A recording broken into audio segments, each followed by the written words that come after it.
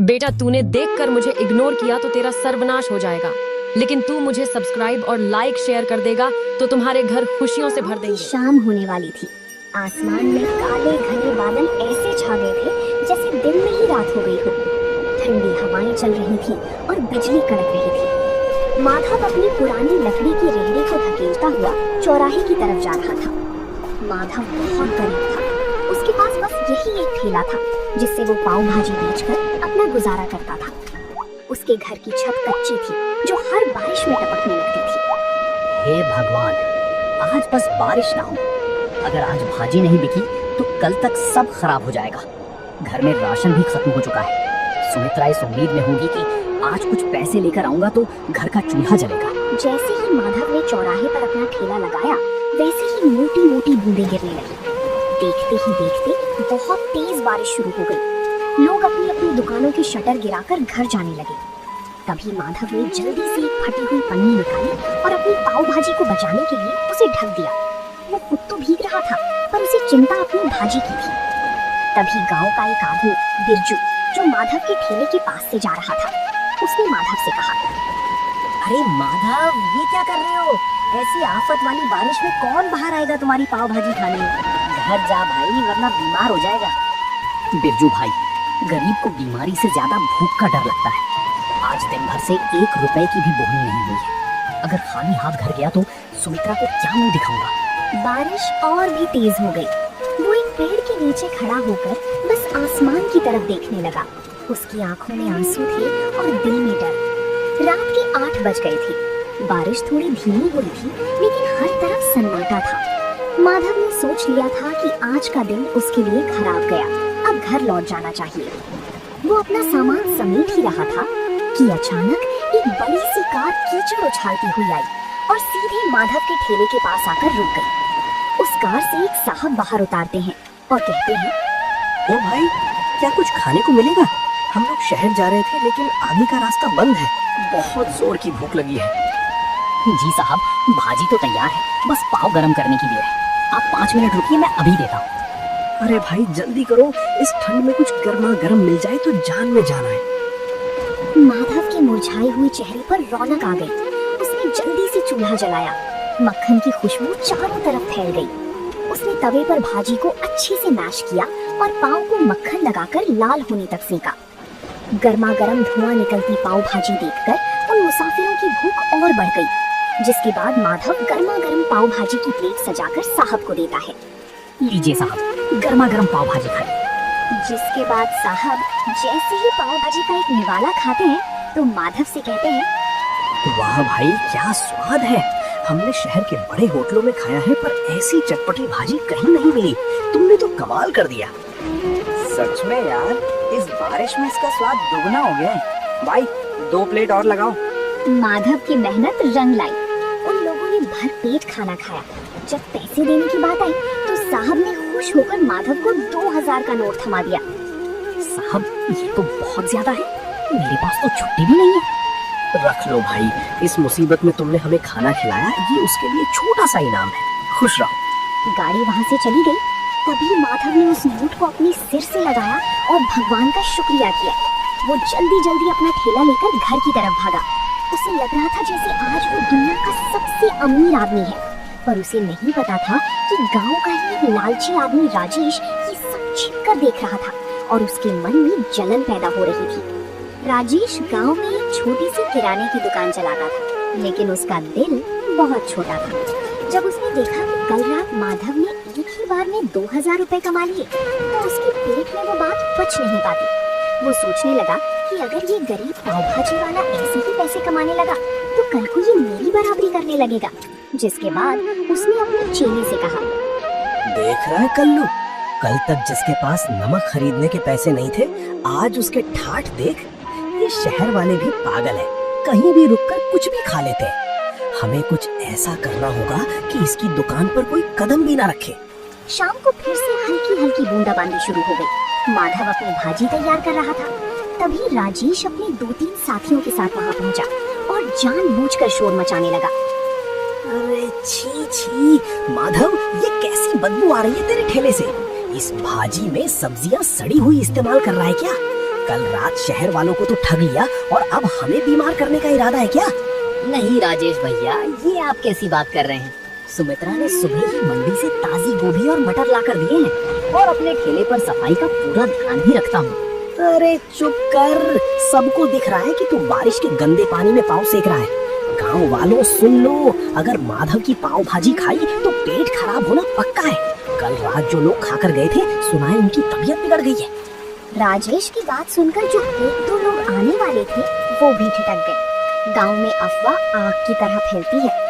माधव सफाई देता रहा, लेकिन राजेश ने वहाँ इतना हंगामा किया कि लोग डर के मारे दूर हटने लगे। माधव का दिल टूट गया। उसे समझ ही नहीं आ रहा था कि बिना किसी गलती के उसे ये सब क्यों झेलना पड़ रहा है। अगले 2 घंटे तक माधव खाली बैठा रहा। बारिश तेज होने लगी थी और राजेश दूर खड़ा ये सब देखकर हंस रहा था। तभी अचानक वही गाड़ी फिर से आकर रुकी जो परसों आई थी। गाड़ी से वही साहब बाहर निकले, लेकिन आज उनके साथ उनकी पत्नी भी थी। साहब मुस्कुराते हुए माधव के पास आते हैं और कहते हैं, नमस्ते भाई, आज हम खास तौर पर तुम्हारी पाव भाजी खाने के लिए शहर से यहाँ तक आए हैं। मेरी पत्नी को तुम्हारी भाजी का स्वाद इतना पसंद आया कि उसने आज घर पर खाना ही नहीं बनाया।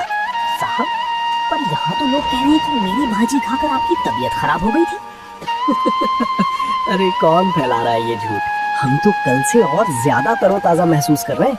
बल्कि मैंने तो अपने ऑफिस के ग्रुप में भी तुम्हारी फोटो डाली है। देखो पीछे एक और गाड़ी आ रही है, वो सब मेरे दोस्त हैं। साहब की बात सुनते ही राजेश का चेहरा पीला पड़ गया।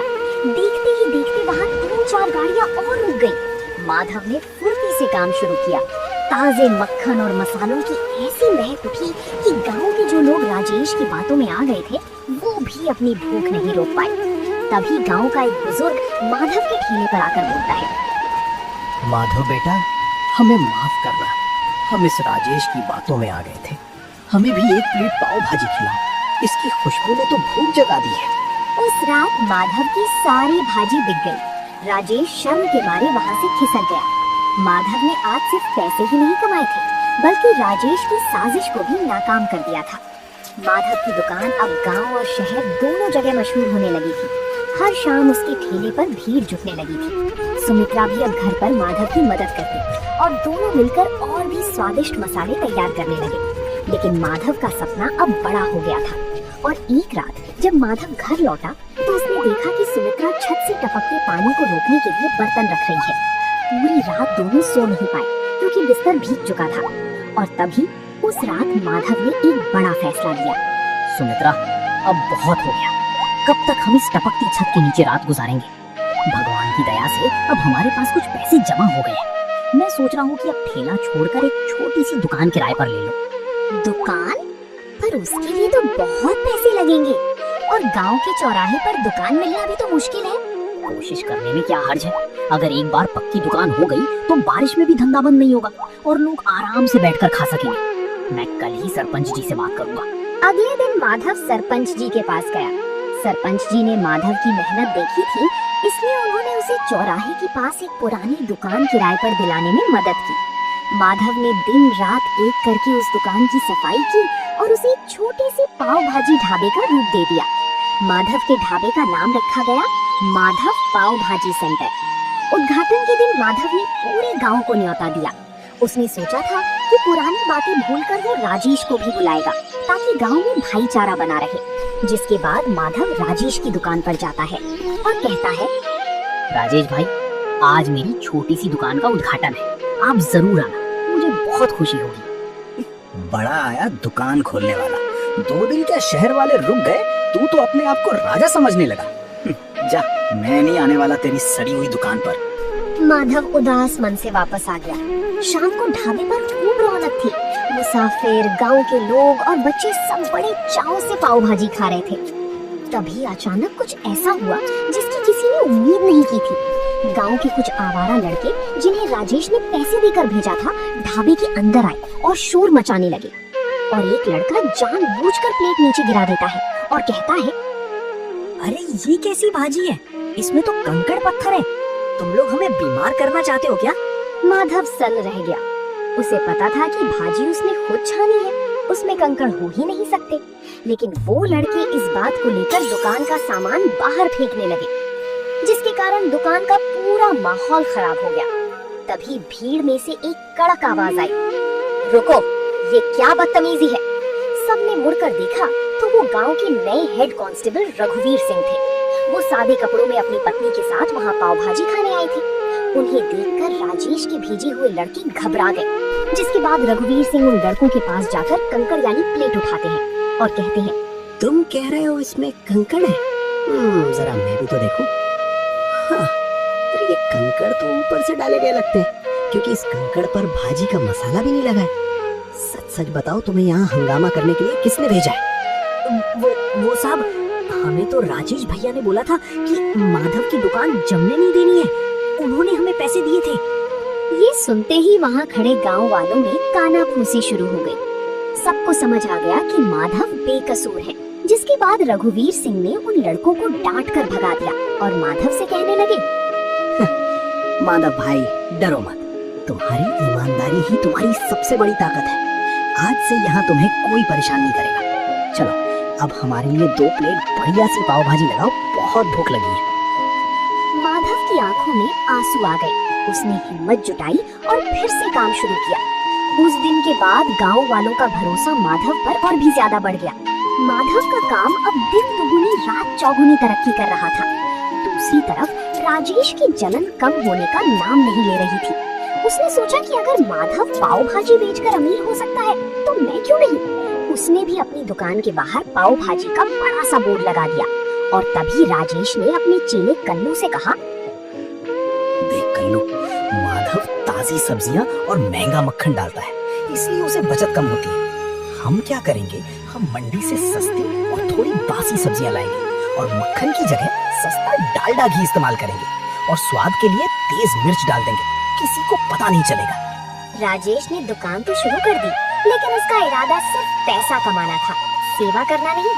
शुरुआत में कुछ लोग कम दाम के लालच में राजेश के पास गए, लेकिन 2 ही दिन में असर दिखने लगा और एक दिन गांव का एक आदमी पेट पकड़कर राजेश की दुकान पर आया और कहने लगा, अरे राजेश, ये क्या खिला दिया तुमने?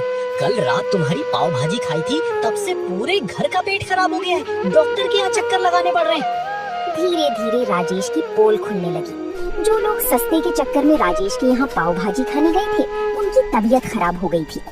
गांव के पंचायत में राजेश की शिकायत पहुंच गई। सरपंच जी ने राजेश पर भारी जुर्माना लगाया और उसकी दुकान कुछ दिनों के लिए बंद करवा दी। राजेश को लालच की बहुत बड़ी सजा मिली थी। राजेश की दुकान बंद हो गई और पूरे गांव में उसकी बदनामी हो गई। दूसरी तरफ माधव ने अपनी मेहनत से न केवल गांव वालों का दिल जीता, बल्कि अब दूर दूर से लोग उसकी पाव भाजी का स्वाद चखने आने लगे थे। लेकिन माधव का दिल आज भी उतना ही साफ था जितना पहले दिन था। माधव का छोटा सा ढाबा अब छोटा पड़ने लगा था। शहर के एक बड़े अखबार में माधव की कहानी छपी कि कैसे एक गरीब पाव भाजी वाले ने अपनी ईमानदारी से अपनी किस्मत बदली। इस खबर के बाद शहर के एक बड़े बिजनेसमैन माधव के पास आए। माधव भाई, आपकी भाजी में जो स्वाद है वो मैंने आज तक कहीं नहीं चखा। मैं चाहता हूँ कि शहर के मुख्य हाईवे पर हम मिलकर एक बड़ा फैमिली रेस्टोरेंट खोलें। जगह और पैसा मेरा होगा और हुनर आपका। साहब, मैं तो एक छोटा सा आदमी हूँ, मुझे डर लगता है कि कहीं मैं इतनी बड़ी जिम्मेदारी संभाल पाऊंगा या नहीं। क्यों नहीं संभाल पाएंगे? आपने कीचड़ और बारिश में ठेला चलाया है, ये तो फिर भी छत के नीचे का काम है। आपको भगवान ने मौका दिया है, इसे मत छोड़िए। माधव मान गया। कुछ ही महीनों में हाईवे पर एक आलीशान ढाबा तैयार हो गया, जिसका नाम रखा गया माधव की असली पाव भाजी। अब माधव के पास काम करने के लिए कई लोग थे, लेकिन वो आज भी खुद खड़े होकर भाजी का मसाला तैयार करता था ताकि स्वाद न बदले। माधव अब एक बड़ा आदमी बन चुका था। उसने गांव में अपने लिए एक पक्का और सुंदर घर बनवा लिया था। एक दिन जब वो अपने पुराने गांव के चौराहे से गुजर रहा था, तो उसने देखा कि राजेश अपनी दुकान के बाहर बहुत उदास बैठा है। उसकी दुकान पर धूल जमी थी और वो बहुत कमजोर लग रहा था। जिसके बाद माधव राजेश के पास जाता है और कहता है, राजेश भाई, राम राम, क्या हाल चाल है? माधव, तुम यहाँ?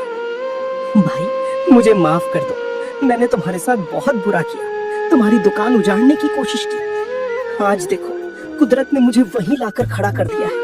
मेरी दुकान बिकने की कगार पर है और मेरे पास कोई काम नहीं है। पुरानी बातें भूल जाओ राजेश भाई, इंसान गलती का पुतला है। मुझे आपसे कोई शिकायत नहीं है। अगर आप चाहें तो मेरे नए होटल में स्टोर मैनेजर का काम संभाल सकते हैं। मुझे किसी भरोसेमंद आदमी की जरूरत है। तुम सच में महान हो माधव। मैंने तुम्हें गिराना चाहा और तुम मुझे सहारा दे रहे हो।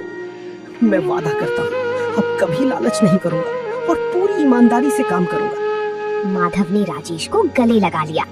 गांव वाले ये देखकर दंग रह गए कि कैसे एक गरीब पाव भाजी वाले ने न केवल गरीबी को हराया बल्कि अपने दुश्मन को भी अपनी अच्छाई से जीत लिया। माधव की कहानी हमें सिखाती है कि बारिश चाहे कितनी भी तेज हो, अगर इरादे पक्के हो तो सूरज जरूर निकलता है। तो दोस्तों, आप लोगों को ये कहानी कैसी लगी कमेंट करके जरूर बताएं और ऐसी कहानियों को देखने के लिए वीडियो को लाइक करें और चैनल को सब्सक्राइब करें।